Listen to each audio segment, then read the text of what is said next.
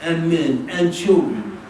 If the families are whole, we won't have to worry so much about issues like homelessness or drugs or alcoholism, things that affect Muslims, because our families will nurture our young, and they'll grow up without the need for the psychological crutches that alcohol or drugs constitute. Nurturing families are part of a nurturing society. And as our families become dysfunctional, our societies become dysfunctional. And as our societies become dysfunctional, demagogues find a way to appeal to those who are frustrated, those who have lost purpose in their life, those who don't know why they're even living. And then they're manipulated and they're used. And their anger and their frustration and that deep-rooted tension that they find within themselves is directed towards others and projected onto others. This is what we see happening all around us. Brothers and sisters, let us do our part to create nurturing environments, starting in our homes, starting with our sacrifices. As one American president mentioned, ask not what your country can do for you, rather ask what you can do for your country. In other words, the country will only be great if there are people who are willing to work for it and sacrifice for it. If everyone wants to take, and then challenge anyone else's ability to take, this is what we have now.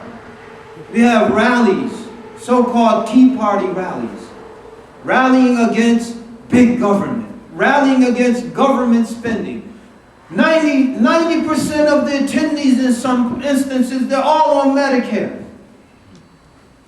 But they don't want to challenge what government spends on them. They want to challenge what government spends on those people, those immigrants who are taking all the resources, those poor people taking welfare. That's a formula for disaster. We have to look at what I can sacrifice for others. I'll struggle to get by with with my needs partially met, or in some instances not met at all, if I know someone else's needs can be met. I'll expose myself to insecurity. All of these wars going on, whipped up by fake enemies, or anger and fear directed at fake enemies, so we can be secure. We should have the courage to stand up and say, I will be insecure if my security is purchased at the expense of someone else's security.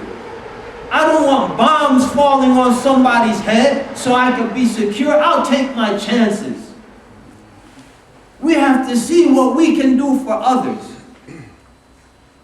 I'll give up there, and this is the spirit. This is the real spirit of Islam. We've reduced Islam to pettiness. It's like cackling hens. And we're just in the pen, just while every now and then someone comes and grabs one of us and throws us in the pot. And we're just cackling. Instead of sitting down strategizing, this time he sticks his hand in here like we all peck it together and scratch and claw.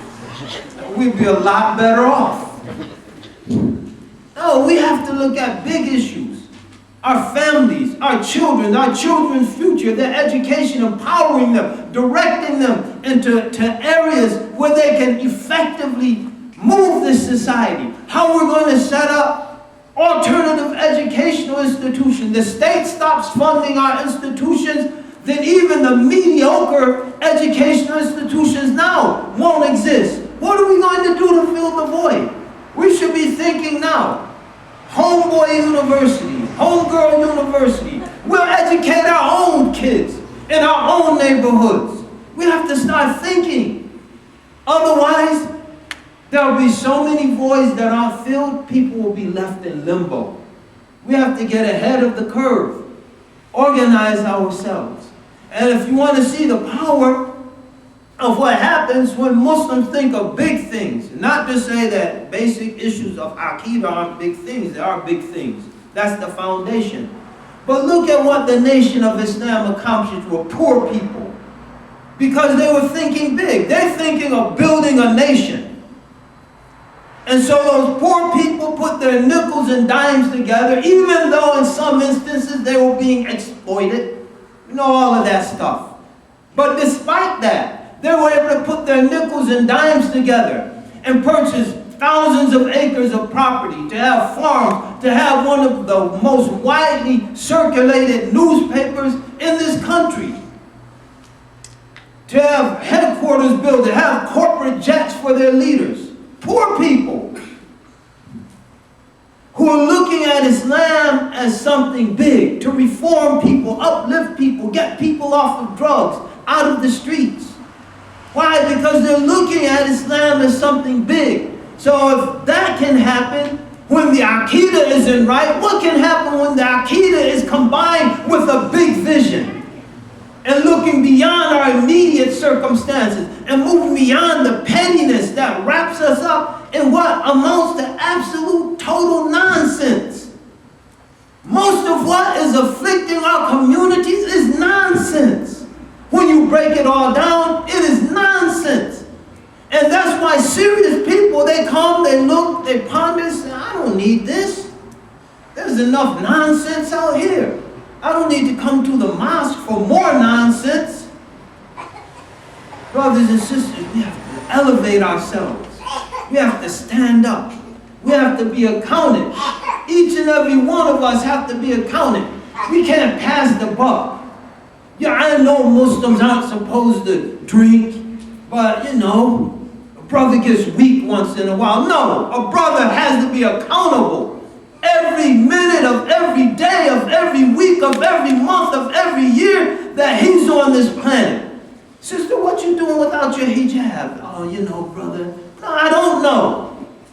You have to be accountable, sister, not to me, not to the next brother, to Allah subhanahu wa ta'ala. To Allah subhanahu wa ta'ala.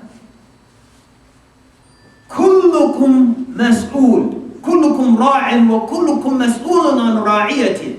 All of you are stewards, and each of you will be asked about your wards. And then he lists, and at the end, Ibn Hajj Asqalani, and we'll stop here, he comments on this hadith, and the hadith goes on. The servant, the man, the woman, the servant, they're all responsible in different ways. He says the one who has no wards is responsible for his or her limbs. And they're going to be asked how they used their limbs. So in other words, all of us have some responsibility. And all of us have to stand up and be accountable, each and every one of us. And when we live as accountable human beings, we'll live as dignified human beings. And when we're dignified, each and every one of us will be a dignified community. And people won't talk about this isolated Muslim. That brother's so dignified. Their sister's so dignified. Those Muslims are so dignified. All of them hold their head high. All of them walk as if they have a sense of purpose. When people saw the Prophet walking, sallallahu alayhi wasallam, what's the first thing they thought? That man is going somewhere. He wasn't just lollygagging his way down the road of life. Sallallahu alayhi wasallam. He had a purpose. When he was going somewhere, he was walking with earnestness. He was walking with direction and focus. Sallallahu alayhi wasallam. And that's what he passed down to us. He's our example. All of us should live with the purpose, should walk with the purpose, should talk with the purpose, should stand with the purpose, and should die with the purpose. And when we all incorporate that into the depth of our being, we'll be a strong, unstoppable community. And I said unstoppable on the camera.